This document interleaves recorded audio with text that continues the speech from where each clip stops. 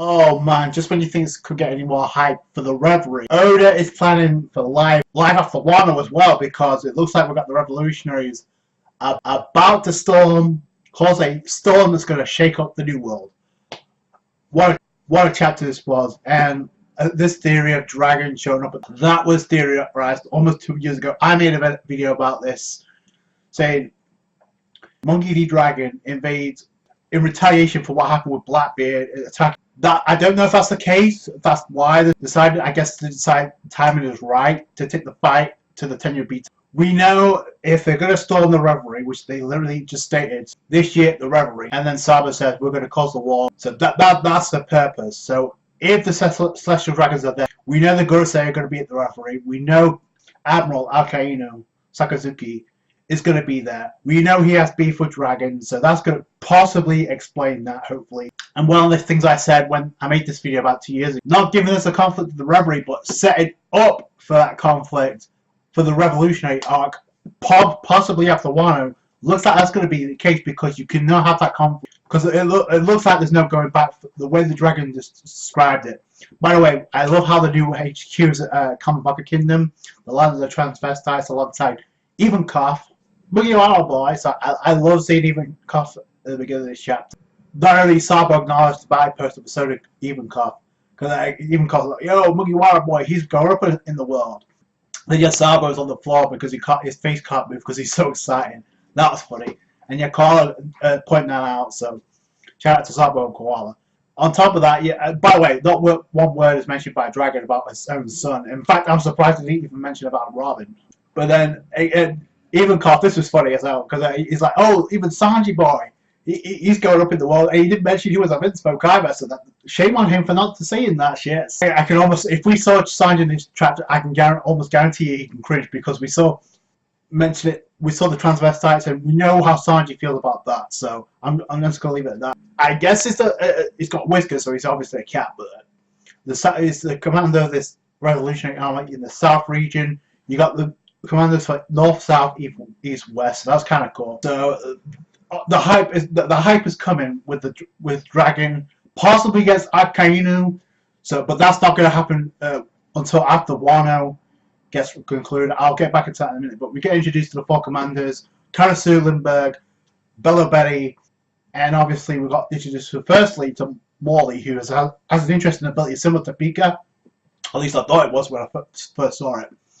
When he pierced his spear through the ground, or trident through the ground. We see it at, I guess, on the leg. I guess it's nothing more than on the leg of Blackbeard.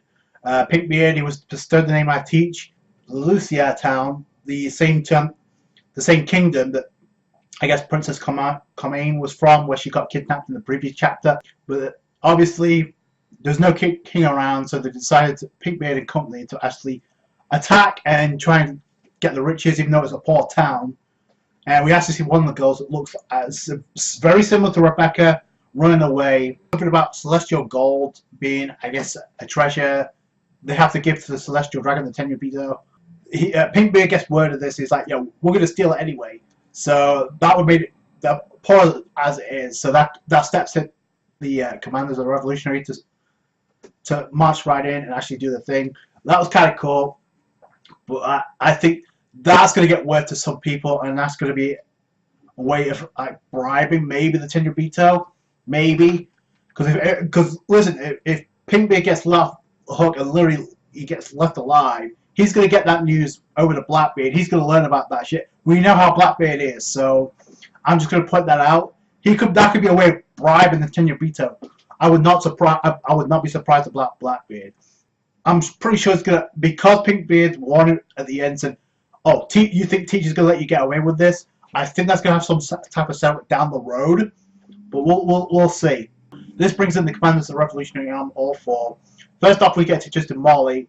Like I said, he pierced through the ground. That was kind of cool. I guess he's from Elbaf, the giant. So then we get introduced to, I guess, Bello Betty. It's like, yo, these trash. I guess she's like the rallying the troops, and she has an interesting ability too. We get to see Kurizu as well, and I guess that's the translation for crow. So he was the guy that gave Sabo a ride with the crows on Dressrosa, if you remember. And then we also get introduced to Lindbergh, who was on Dendamushi to Sabo.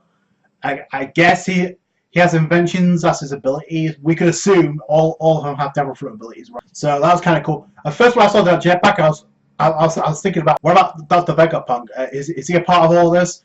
And we know he's a part of the Revolutionary Army, so he's got to appear at some point, right? So that's a mystery still has to be untold. We know, in fact, last we heard that Smoker and Tashigi, they're going to approach Vegapunk at some point with the kids they have from Punk Hazard. So that may introduce Vegapunk because he's a part of the Revolutionary Army. We may get to see Tashigi and Smoker again, the Marines. So unless he jumps ship because of what happened in Dressrosa, so in Punk Hazard with Doflamingo. So again, a lot of crazy shit's about to go down, even more so after Wano, it seems. So Bella Betty reveals her devil fruit, and apparently she has a flag. She waves it, and then she can command those who see her wave the flag. She can inspire them with power. So apparently she can give them power-ups just by waving the flag. So that's some broken-ass stuff as well as a broken-ass top. So that was an interesting outfit. Bella Betty, I can't wait to see what these guys do at the Reverie, apparently. They're going to meet up with Dragon, and all hell's about to break loose. Again, this was a theory made about 2 years ago. It was on Aura Jackson. I remember the article. I decided to make a video about this. One of the major things I said is this would be a way of setting up the Revolutionary arc for after Wano. I think that's where Oda's going with this. I wouldn't be surprised. So we're going to see what these characters can do soon enough. Pinkbeard gave the warning about teach by the end of this chapter. I can guarantee that's going to come to fruition. We got it teased in 803. Remember when Jesus Burgess showed up about to go? They already did because they knew. So it looks like plans were in motion to attack the Reverie back then. So by the way, I have a question too. Since CP0 were tailing the revolutionaries on Dressrosa, are we going to get to see Rob Lucci? Because we know for a fact Stussy was at the Whole Cake Island, so I would not be surprised at the CP0 because they worked under the tenure BO to be surprised to see Rob Lucci at all. Because that might be why we didn't get the conflict on Film Gold between Saba and Rob Lucci, because maybe that's what's being said here. Because since Saba's coming to the Reverie, that technically means he and Stelli's going to meet too. So I can't wait to see that. Saba's got flames blazing. But the setup is here, okay? Akainu versus Monkey New Dragon. That could happen by 2020 because obviously I think Wano's going to take at least 2 years if and when we decide to start up this year. He's not going to do this Revolutionaries versus the Marines now. He's not, because there's not enough time. He's already promised Wano this year. So this is going to be a setup. We're going to get the Reverie. We're going to get the meeting. All the world building stuff is going to be revealed. Then we're going to get the conflict between Dragon. Then we're going to shift back after Wano to possibly see what happens with Dragon versus Akainu. We're going to obviously see Kizaru again. We'll get introduced to Green Ball. Maybe Fujitora's going to rejoin the Marines, because remember I don't know what's going to do with Sabo, but because remember they have some unfinished business from Dressrosa. So I have one question though: do you think we'll see one of the Shishibukai, the Seven Warlords, at the Reverie? And if we do, who do you think is going to be? My personal choice, I think, is going to be Battle Kuma, because he has a connection with the Revolutionary. Dragon decides to evade. Are we going to see Blackbeard by the end of this arc, or is he going to focus his attention to Wano? I don't think so. I think it'll be a perfect opportunity to keep him like he did in Marineford and finish off Dragon.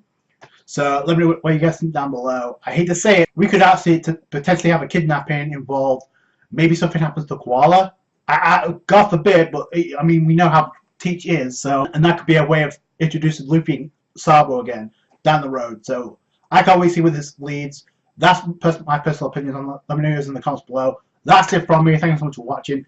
Like this review if you did appreciate that. Subscribe to the channel for more One Piece. Dragon vs. Akainu is not far behind.